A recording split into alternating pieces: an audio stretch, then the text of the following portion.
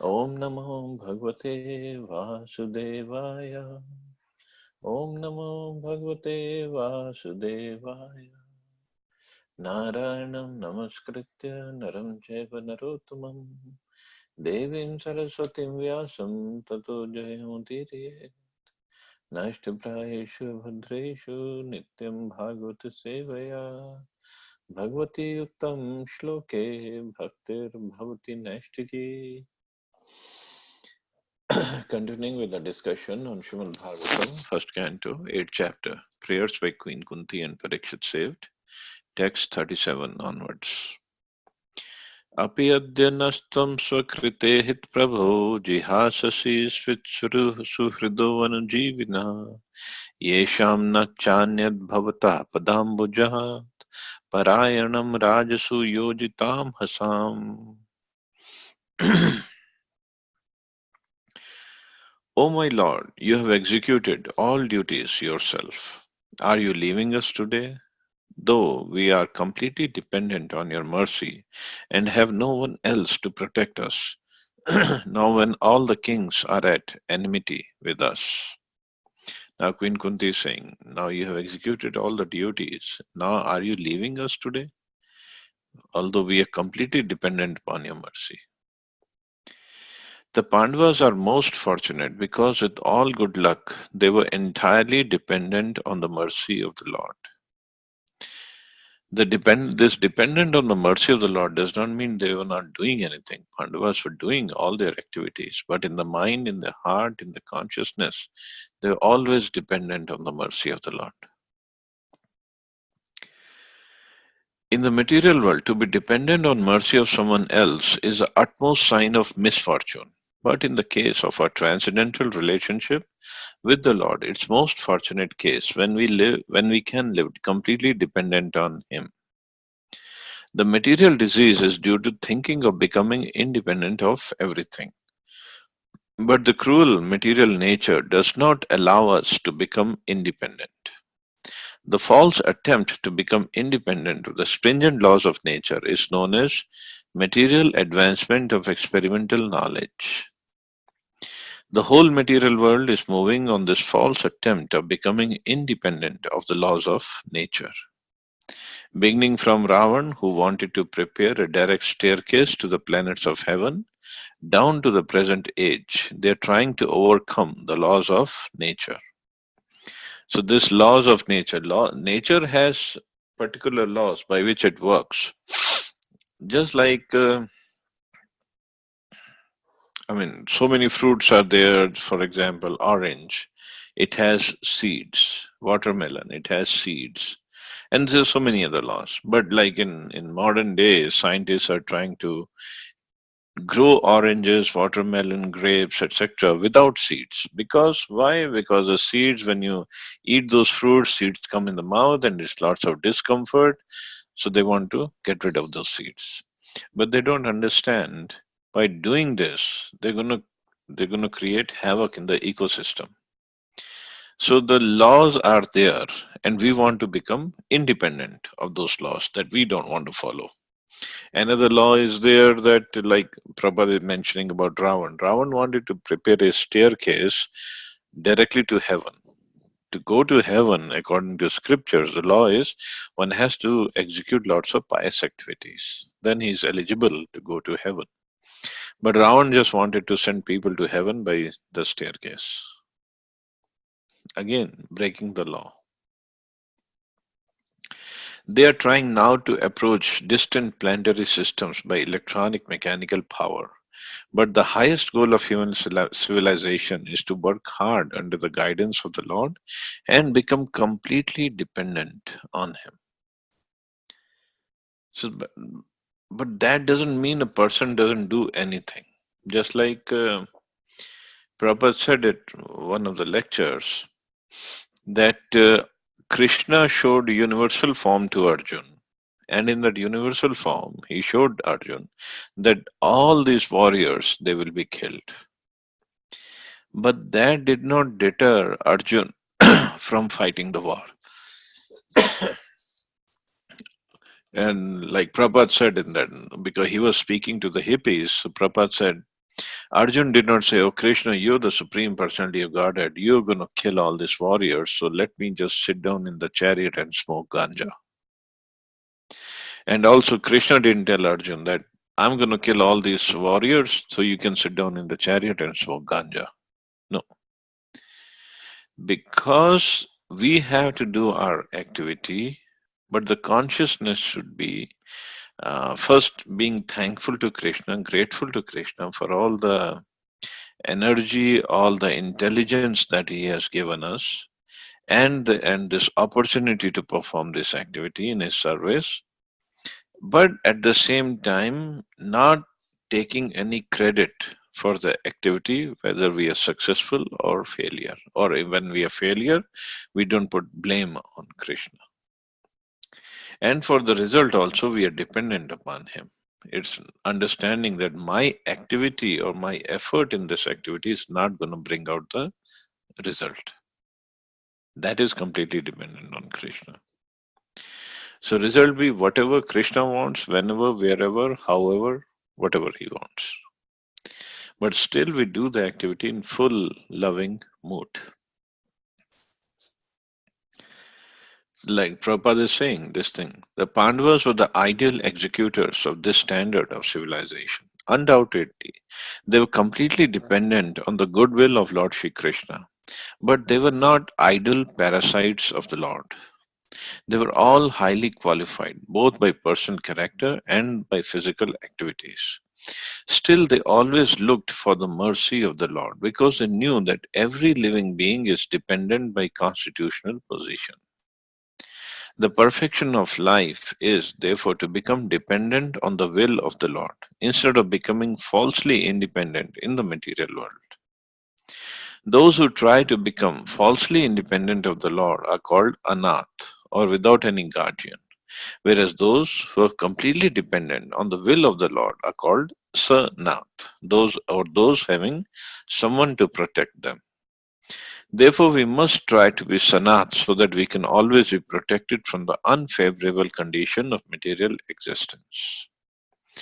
By the deluding power of external material nature, we forget that the material condition of the life is the most undesirable perplexity. So Bhagavad Gita directs us that after many, many births, one fortunate person becomes aware of the fact that Vasudeva is all in all and that the best way of leading one's life is to surrender unto him completely. That is a sign of a Mahatma. So we surrender unto him, but we still carry out our activities in full consciousness of him. That's a key. So that is only possible if we, first of all, we chant our rounds properly and we read Bhagavatam. We try to imbibe the qualities of the devotees that are given in Bhagavatam and other scriptures, while still carrying out our duties.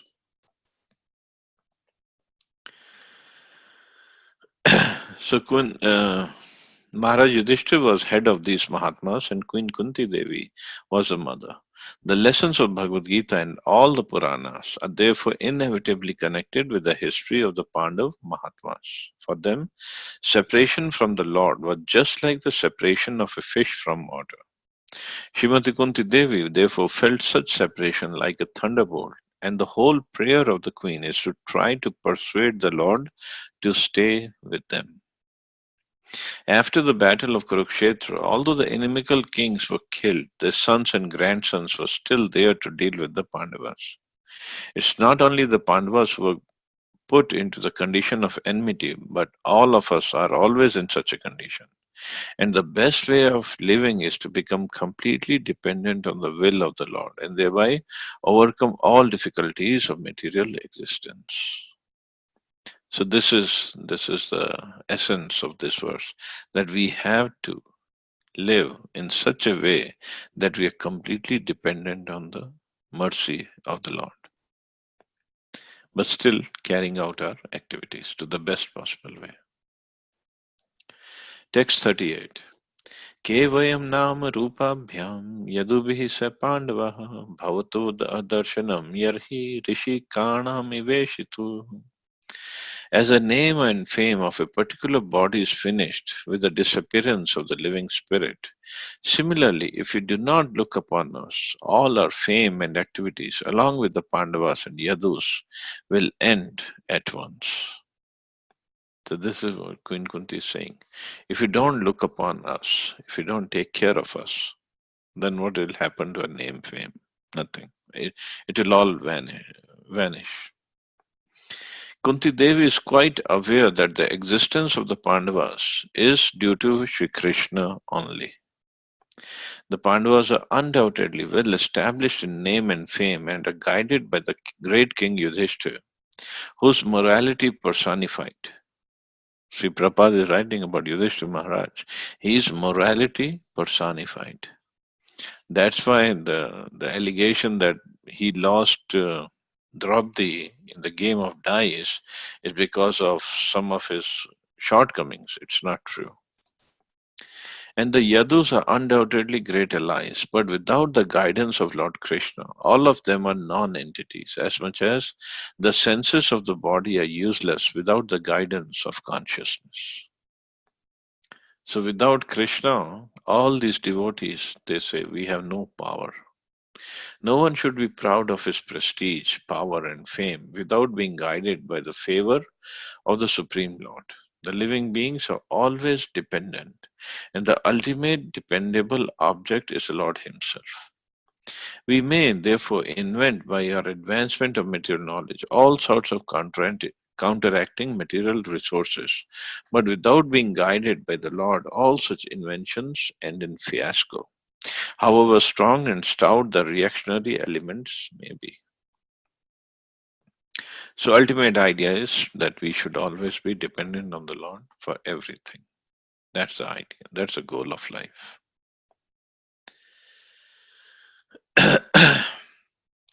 Neyam shobhishyate tatra yate danim gadadhara tvat padarankita bhati swalakshana vilakshita. O Gadadhar Krishna, our kingdom is now being marked by the impressions of your lotus feet, and therefore it appears beautiful. But when you leave, it will no longer be so. There are certain particular marks on the feet of the Lord which distinguish the Lord from others. The marks of a flag, thunderbolt, and instrument to drive an elephant, umbrella, lotus, disc, etc., are on the bottom of the Lord's feet. These marks are impressed upon the soft dust of the land where the Lord traverses. The land of Hastinapur was thus marked while Lord Shri Krishna was there with the Pandavas, and the kingdom of the Pandavas thus flourished by such auspicious signs. Kunti Devi pointed out these distinguished features and was afraid of ill luck in the absence of the Lord. So these marks at the bottom of the feet of the Lord, or like on the sole of the feet, they're very special marks, actually. I'll try to find out the picture of these marks. I mean, there are similarly marks on Srimati Radharani's feet also. And all these marks like flag, thunderbolt, umbrella, lotus, disc, they all mean something. That's why they are on the bottom of Lord's feet. I'll try to find out what exactly the meaning and the pictures, and I'll try to post it on WhatsApp. Or if somebody else has it, then he can post it on the WhatsApp group. And there is a specialty in those marks, and especially when Krishna was in Vrindavan, then if you remember that Kalya Daman Leela, and Krishna jumped in the Yamuna water and on the pretext of looking for the ball, and idea was he was going to chastise Kalya. So Kalya tried to kill Krishna. He tried to bite him. He tried to put Krishna in his coils so he could squeeze him out of life. But he was unable to do anything like that. So Kalya had hundreds of hoods, and Krishna was jumping on all those hoods. And first the poison came out from the mouth of Kalia, and the blood came out, and then finally he surrendered because he had no more strength left to fight Krishna with. And when his wives, Nagpatnis, came, then they prayed to Krishna. Then Krishna, and they prayed to Krishna that, and wonderful prayers when we get to 10th canto of Bhagavatam, we'll read those. And they prayed to Krishna, that Krishna, we cannot understand the good fortune of Kaliya. Among all the prayers, this is one of the prayers. Why the good fortune of Kaliya?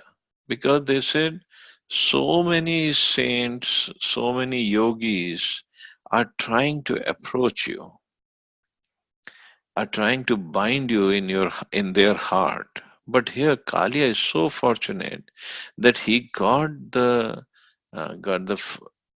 impression of your lotus feet on his head now. So he's so fortunate. How many people in the world have this kind of fortune? So all the Nagpatnis, they were very happy, in fact. So Krishna then let Kaliya go. He said, "You all can stay here in Vrindavan, but I'll let you live and you leave this place."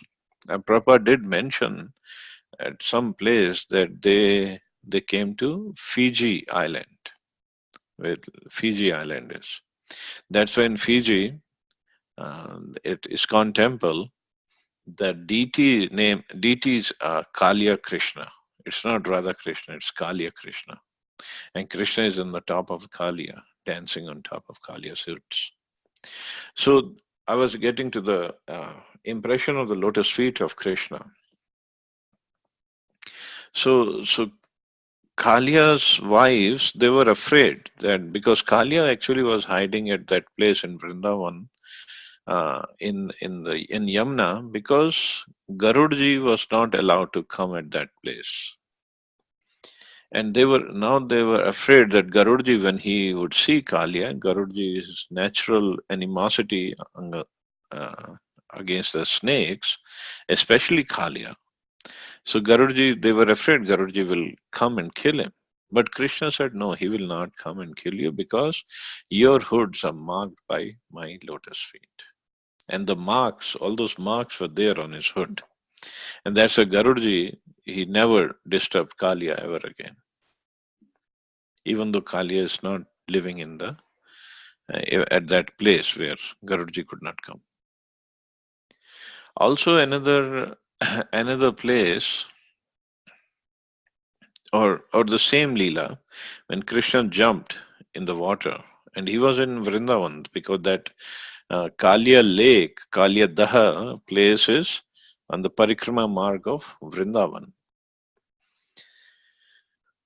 But Krishna's cowherd boyfriends, they went running to Nandagaon, which is quite far away from that place. And they told Nand Maharaj, Krishna has jumped in Yamuna. Nand Maharaj, Yashoda Maiya, and in fact from Barsana, Radharani and all her Sakhis, and so many other people, Brajvasis, they came to the place where Krishna had jumped, that small lake. Now, from Nandagaon, when they were coming to this place, how did they find out where Krishna was that day? Because there was no way. Yamunaji was too huge, Vrindavan was too big. So the only way for them to find out was following the footsteps of Krishna. Because this was, what we can say, tacit, a silent agreement among all the cowherd boys and the cows. There were 900,000 cows that Krishna used to take. And there were so many thousands of cows for other gopas. But there was a tacit agreement that we will not step on the ground or on the sand or whatever, the dust where Krishna's lotus feet have marked that place. Because out of respect, and also they just didn't want to step on Krishna's mark of Krishna's lotus feet. So Nanda Baba, Yashoda Mai, and all the Vrajvasis, they just followed that path where Krishna's lotus feet impressions were there, and then that's how they found out where Krishna was, and they came to the place where Kalya was taken care of by Krishna. So this is what Queen Kunti is saying. These marks are impressed upon the soft dust of the land where the Lord traverses. Of course, now we don't see those marks, but because Krishna's lotus feet marks, they're all absolute in nature. But because we are not purified, so we cannot see those marks. Otherwise, those marks must have been in Delhi. It's in Hastinapur, and Krishna came to Hastinapur. He came to Indraprastha also to meet his devotees. So the marks must be there. But we cannot see those. That's our misfortune. And in the previous verse, I wanted to say something. As a name and fame, this Kunti Devi is saying that all the fame and all our fame and activities, along with the Pandavas and Yadus, will end at once. And Prabhupada is saying the Pandavas are undoubtedly very well established in name and fame and are guided by Kirit King Yudhishthir, but they knew it's only because of Krishna we have our name and fame. Otherwise, there is no other way. And it was proven again and again that it wasn't because Arjun had the knowledge of archery and he was the best archer, and that's why they won the war. That wasn't the real reason. It was only because of Krishna they won the war. And Krishna wanted to glorify his own devotee. So that's why even in Bhagavad Gita, Krishna says, Yasho Lapasu, and I'm forgetting the verse, but he's saying, he's telling Arjun, you go fight and earn the credit and earn the name and fame for fighting and for winning this war. But it was all done by Krishna. In fact, this is the story behind, if you know of Khatu Shyam or Barbarik, that was another king who was going to come and fight in this war of Mahabharat.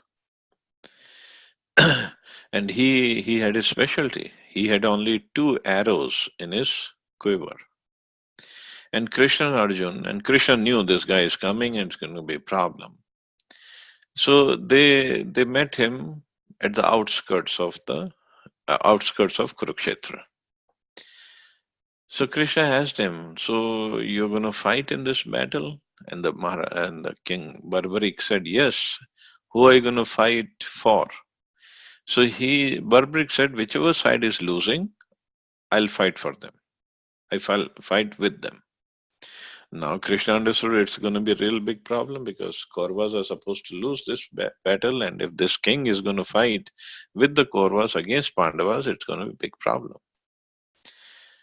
So then Krishna asked him that how come you have only 2 arrows in your quiver?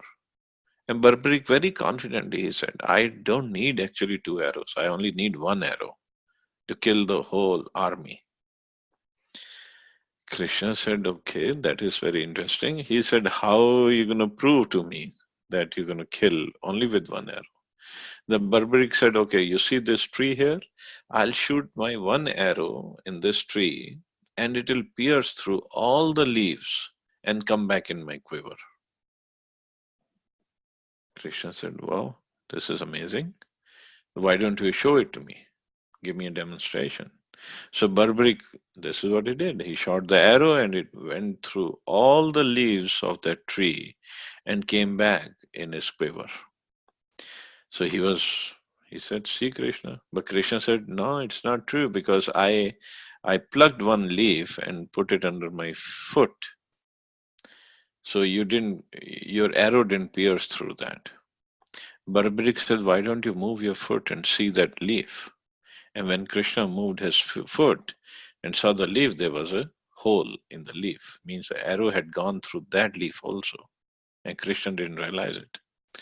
Now it was a big dilemma for Krishna how to protect Arjuna and Pandavas. So somehow, I don't remember the exact detail. Somehow he convinced Barbarik to give um, Guru Dakshina to Krishna. And in Guru Dakshina, he asked Barbarik for his head. So Barbarik, he was true to his word. He cut off his head and gave it to Krishna. Means he died. But then he asked for one boon from Krishna. He said, Krishna, I came here all the way here to watch this war.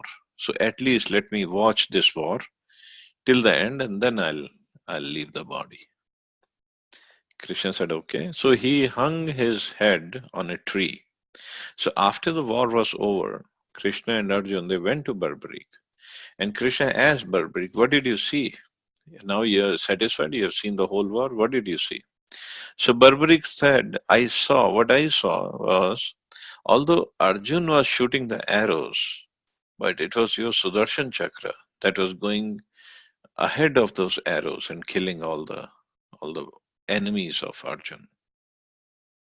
And Krishna did admit that, yes, this was true. So it wasn't Arjun who won the war. Actually, it was Krishna. But Krishna wanted to give this credit to Arjun because he loves his devotees so much. So I'll stop here. See anybody has any questions or comments?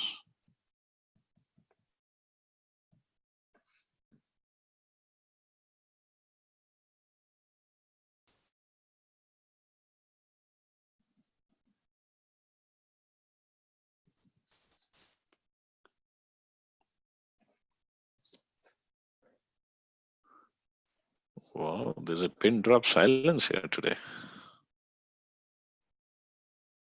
Hare Krishna, Prabhuji. Hare Krishna, Rajiv Prabhu. How are you? Fine, Prabhuji. Thanks. Prabhuji, question is, in the east of Kailash temple, the Garudaji Maharaj is outside and the deities are inside. For the deity, we take care of all things according to the weather, summer, Chandan, and then Kambal, and all fans, ACs. But for the Garuda Maharaj, it is in the open sky. So why such things are there? Well, actually, during winter we do put shawl on him, and in fact on Jay and Vijay also we put shawl on. But otherwise, he's outside. He's a carrier of Krishna. So The temperature 48 degree, 45-degree in the summer. I'm just why is not treated the way or little lesser than the deities uh, in terms of taking care of them. It's maybe a stupid question, but yes. well, this is how they do it. But in Jagannath Puri, when we go, when Garudaji is inside the Garuda Stamba, they bathe him every day and they put nice clothes and garland on him every day. I see. I see. Yeah. But yes, here Yeah. it's the way it is. I don't know. Yeah. Yeah. Thanks, Prabhu. Yeah. Thank you. Thank you, Baji. Hare Krishna. Radha Prabhu, you have a comment? You joined very late.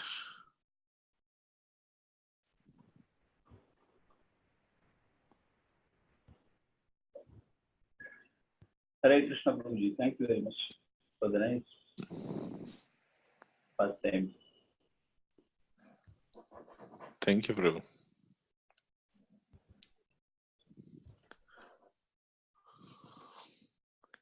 So I guess no questions or comments and we can stop the class here. Prabhu, before you go, I Yes, just want to say that we both loved today's session. We were just immersed in the stories today. Thank you, Prabhu, for the wonderful stories. so it's completely ISO certified, huh? That's good.